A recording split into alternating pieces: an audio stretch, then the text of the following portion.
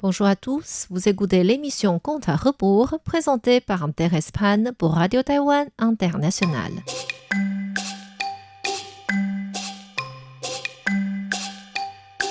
La semaine dernière, nous avons raconté l'histoire sur un homme riche et avare s'appelant Zhang Fu. Sa cupidité était si exagérée au point d'intimider un mendiant, si bien qu'un voleur connu dont le nom était Song Si-gong décida de lui faire une leçon. Il vola une bonne somme du coffre-fort de l'homme riche et repartit chez lui. Comme il avait laissé exprès des traces pour montrer que c'était lui qui avait commis ce vol, les gendarmes allèrent sur ces traces, dans son pays natal, en vue de le saisir. Or, Song Si-gong changea de tenue avec le patron de thé devant sa maison et partit sans être inquiété aux yeux et à la barbe des gendarmes. Il s'éloigna de chez lui tout en réfléchissant. « Où pourrais-je aller maintenant ?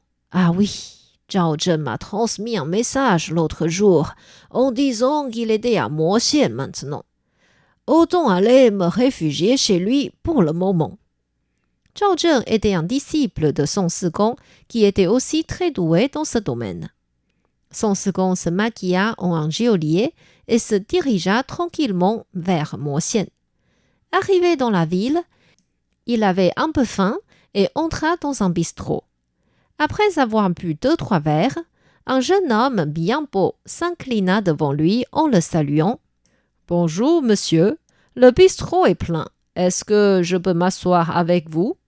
Song Si-gong releva la tête et vit que c'était justement son disciple Zhao Zhen devant lui.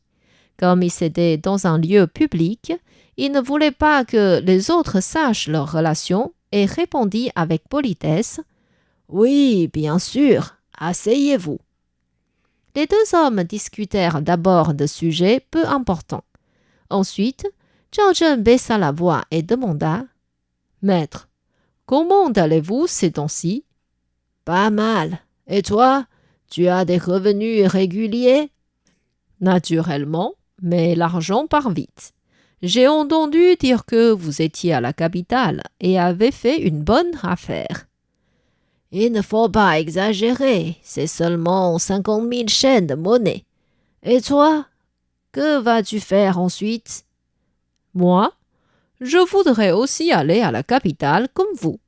Je pourrais visiter la ville en même temps.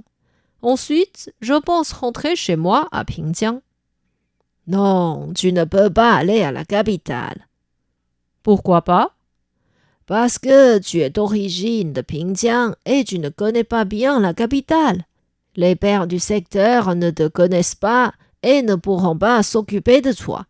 Ensuite, il y a 5 000 gendarmes dans la capitale. La ville est lourdement gardée. Rassurez-vous, maître, je ne me ferai pas attraper. Si tu veux absolument y aller, je ne peux pas t'en empêcher. Mais pour prouver ta capacité, j'ai dans ce sac tout l'argent que j'ai volé chez Zhang Fu. Je vais loger à l'hôtel cette nuit et ce sac sera mon oreiller. Si tu parviens à voler ce sac de sous ma tête, tu pourras aller à la capitale. D'accord, je veux bien essayer. Ainsi, Song Si-gong régla la facture et quitta Zhao Zhen jusqu'à un hôtel. Zhao Zhen fit un tour dans la chambre de son maître et repartit. Arrivé au soir, Song Si-gong se dit « Zhao Zhen est quand même très doué dans ce domaine. Si mon disciple arrive à voler ce sac de sous ma tête, j'aurai bien honte en tant que son maître. Il faut que je fasse très attention. » Il mit le sac sur le lit et posa sa tête dessus. Peu de temps après, il entendit des rats couiner sur la poudre. Il se dit « C'est bizarre, il n'est même pas 10 heures et les rats sortent déjà. » Il regarda vers la poudre et de la poussière tombait du haut, ce qui lui donna envie d'éternuer. Ensuite, les rats ne couinaient plus, mais 2 chats miaulaient en se battant sur les toits. Quelques gouttes d'urine de chat tombèrent pile dans la bouche de Song Si-gong. L'odeur nauséabonde donnèrent à Song Si-gong envie de vomir. Il cracha ce qu'il avait dans sa bouche et se rendormit peu de temps après. Le lendemain matin, il se rendit compte que le sac d'argent était disparu. Pendant qu'il regrettait de son échec, un servant de l'hôtel lui dit « Monsieur, la personne qui est venue avec vous hier voudrait vous voir. » Son second sortit de sa chambre et vit que son visiteur était Zhao Zheng. Il le fit vite entrer dans sa chambre et ferma bien la porte. Zhao Zheng sortit le sac d'argent de sa poche et le rendit à son maître. Son second lui demanda « Alors, dis-moi, il n'y a aucune trace sur la porte et les fenêtres. Par où es-tu entré pour prendre ce sac ?»« Eh bien, les fenêtres d'ici sont toutes en papier.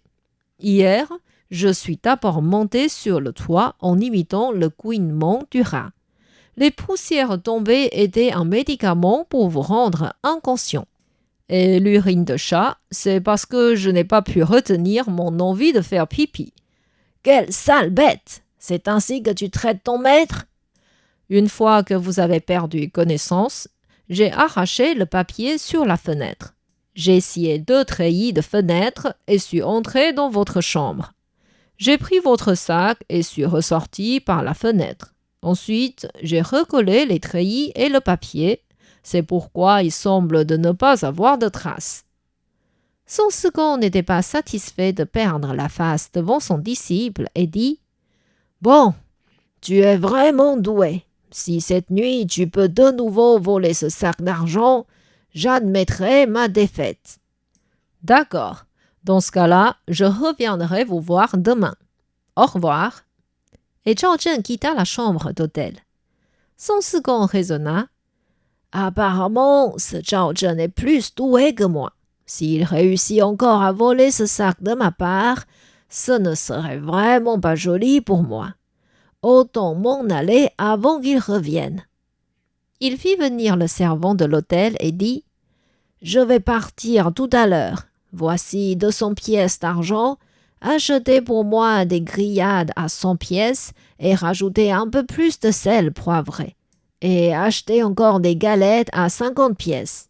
Les 50 pièces qui restent seront vôtres pour boire. » Le servant prit l'argent et alla faire des achats au marché. Avant qu'il revienne à l'hôtel, quelqu'un l'appela. « Frère, où êtes-vous parti ?» Le servant vit que c'était l'ami de son second et lui dit « Oh, votre ami va partir et m'a demandé d'acheter de la nourriture pour lui. Pourriez-vous m'aider à acheter la même chose que lui? Voici 200 pièces et je voudrais la même quantité de viande et de galettes comme lui. Et vous aurez aussi 50 pièces de pourboire. Laissez les sacs nourriture d'ici, je les garde pour vous. » Le servant lui passa ce qu'il venait d'acheter et retourna au marché. Peu de temps après, il revint avec la même quantité de viande et de galettes. Zhao Zheng lui redonna les sacs et dit « Merci énormément. Pourriez-vous transmettre un message à mon ami?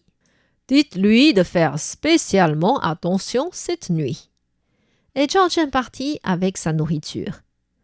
Le servant transmit le message à son second. Celui-ci régla la facture et quitta l'hôtel. Il arriva au port pour prendre un navire, mais le bateau était à l'autre rive et il fallait attendre qu'il revienne. En attendant, son second roula un peu de viande dans une galette et mangea à sa faim. À peine avoir pris 3-4 bouchées, sa tête commença à tourner. Il perdit toute sa force et tomba par terre. À ce moment-là, un homme portant l'habit de gendarme passa à côté de lui, ramassa son sac d'argent et partit. Son second vit qu'il montait sur le navire qui l'amenait à l'autre rive, mais à part le suivre du regard, il ne pouvait rien faire d'autre. Rapidement, le gendarme disparut de sa vision. Après une longue attente, sans doute trop longue, son second pouvait enfin bouger. Il se plaignit. « Ce n'est pas possible.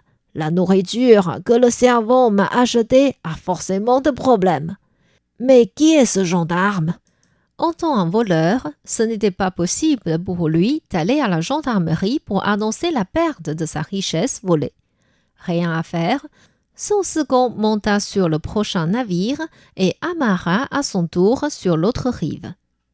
Mécontent et affamé, il trouva un bistrot et commanda de l'alcool. Après avoir pris 2-3 verres, une dame entra dans le bistrot, le salua et se mit à chanter. Son second la trouva un peu familière, sans pouvoir se rappeler où il l'avait vue. En pensant qu'elle était une prostituée et chanteuse du bistrot, il la fit venir s'asseoir à côté de lui et voulait la caresser. Soudainement, il découvrit que cette dame n'était pas une femme. Choqué, il la poussa à côté et demanda « Sale bête, qui es-tu » ?« Je ne suis pas une prostituée, monsieur. Je suis Zhao Zhen de la ville de Pingjiang. »« Quel renard rusé ! Je suis ton maître. Pourquoi me taquiner de cette manière ? Le gendarme de tout à l'heure, c'est de toi aussi ? » ?»« Exactement. » »« Et où est mon sac ?» Zhao Zhen dit au patron de bistrot. « S'il vous plaît, ramenez-moi le sac que je vous ai confié tout à l'heure. » Zhao Zhen rendit le sac à son maître et lui expliqua comment il avait réussi à glisser des médicaments dans sa nourriture pendant que le servant de l'hôtel retournait au marché. Son second lui dit « Tu es vraiment un expert dans ce domaine. Tu peux aller à la capitale sans problème. Je vais écrire une lettre de présentation pour toi. Prends cette lettre et va voir Hou Xin qui habite sur la rive du fleuve Bianhe. Il est aussi mon disciple et il vend des brioches avec la farce à la chair humaine. » Son second écrivit une lettre, la ferma bien et donna à son disciple. Zhao Zhen remercia son maître et se mit en route vers la capitale. Est-ce que Zhao Zhen pourra exercer sa technique de voleur à la capitale comme il voulait ? Je vous invite à revenir la semaine prochaine pour la suite de l'histoire.